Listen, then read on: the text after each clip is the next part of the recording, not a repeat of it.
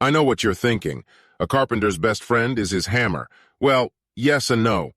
I have many hammers for many different jobs. Some are for framing wood, some are for tin work, some are for finishing work. There are a few with a manual pneumatic pump, some work with compressed air, some are battery-powered, and so on.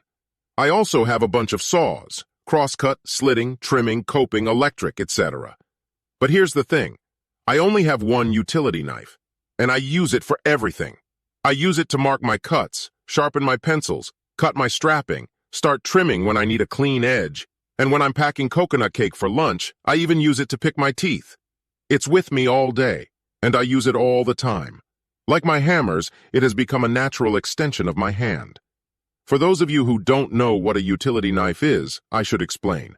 It's a 3-inch blade, and only the last 1.5-inch triangle protrudes from a sturdy handle that fits my hand perfectly.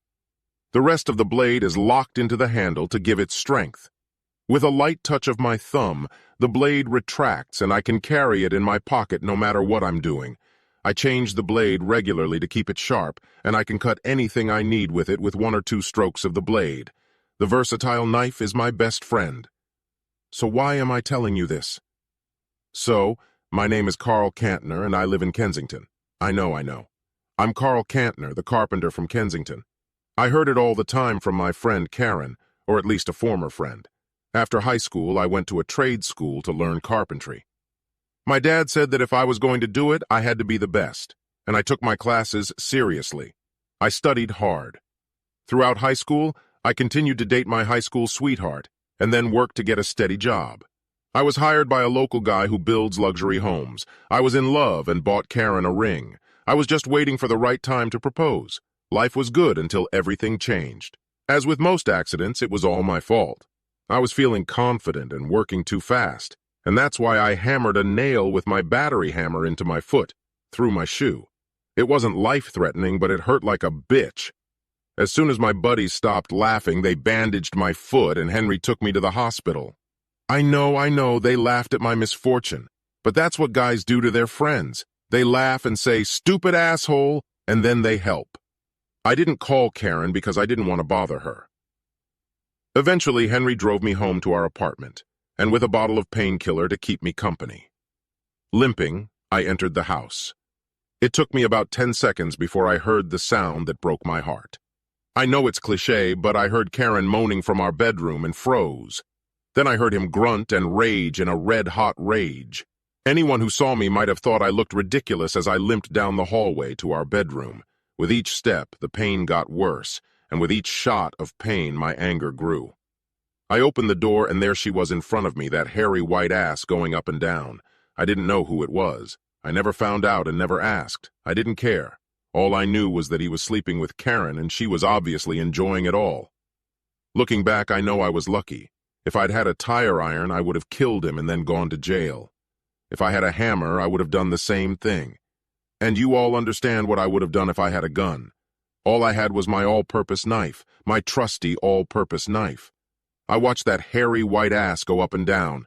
I could hear its grunts and Karen's reassuring shouts. I reached into my pocket, pulled out my knife, flicked the blade, counted down, and on the tide, I cut his asshole from right to left an inch deep with one deliberate stab. My blade was sharp and went through his skin and muscle relatively easily. For one moment, I saw a purple-red smile appear on his butt cheeks. He reflexively jerked away from the knife, though not in time, causing Karen to scream in pain as he practically pushed her off the bed. It was a scream I could appreciate. Actually, there were 2 screams, his and hers. He almost flew over the bed and flew off the edge, landing on the floor with another scream. Yes, he landed on his ass. My cheater was on her side of the bed, screaming at him, still unaware that I was in the room, until she saw the fear on his face. She turned around and saw me with his blood covering the blade of my favorite instrument and cried out again. I must have looked mad. I could definitely feel it. My foot was bandaged and I could barely walk, so there wasn't much I could do. If he had gone after me, I probably wouldn't have been able to defend myself. But he didn't. I stared at them in silence, and then I turned and walked out of the apartment. I limped over to my neighbors, my friends, and banged my fist on their door. They later confessed that they saw me at the door with rage in my eyes and a bloody knife in my hand, and it was more than alarming to them. But I told them what had happened, and they took me in. They got to my house in time to see Karen's buddy running out the front door, holding a towel to his ass. Blood was soaking his pants. They said Karen was hysterical. It wasn't that ha-ha tantrum, but more of a oh my God, oh my God, oh my God type tantrum. I thought I was going to be very soon, but my friends who came back from Karen's apartment said, "It's good for Karen that you were able to save her from that rapist." "Oh, he wasn't." We said, "It's good for Karen that you were able to save her from this rapist, you know? It's good to have loyal friends." The cops did arrive very soon. My friends and our neighbors said they saw Karen's rapist running from the house just before I came to their door. I said the same thing and added that I went next door to get help for Karen. I may not get the Boyfriend of the Year award for leaving her home after I chased her rapist away. We all understood that. But I was in shock over my leg injury and then went in to find my friend who had been assaulted. Karen didn't say much, but after a short time she decided she'd rather play the victim than the con artist, so for a while she agreed.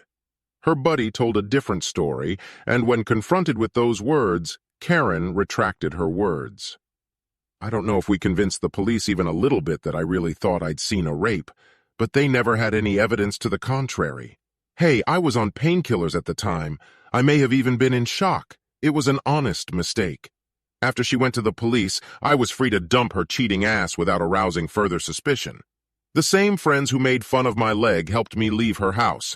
It stopped being our house the moment I saw her in our bed fucking that hairy asshole.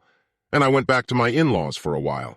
I paid the usual moving fees, beer and pizza. I couldn't help but admire the bloody stain on the carpet next to the bed, which everyone asked about as we packed up my stuff. Of course, they all knew the story. They just asked that I have a chance to smile through the pain. Karen called for weeks, but eventually she got the message about our breakup. Her parents tried to stand up for her, but I told them the story, and that was the end of their efforts. It was a shame because I really liked them, and they seemed to like me too. I think my parents were just as disappointed as I was. They really loved Karen, but later admitted that she was too immature for a serious relationship. Sometimes I think about the years we spent together and imagine what a horrible hell my life would have been if I had married her. Like I said, I never found out who it was, and I don't care. I never listened to her apologies. Her lover's bleeding ass was now left in the rearview mirror. Sorry, I just had to say it, and I moved on. This is the story of how I dodged a bullet after failing to dodge a nail. I learned that I have good friends. Each one's wife has a woman or girl they want to introduce me to. I think once I stop limping, I'll be all right. I'm sorry, I know it's not such a big story. For weeks I've had this mental image of taking my all-purpose knife and, with one stroke, deeply cutting through the up-and-down asshole that so badly needed a sharp blade. It's hard to imagine a more humiliating way to get revenge that wasn't fatal. It felt good to get it out of my life.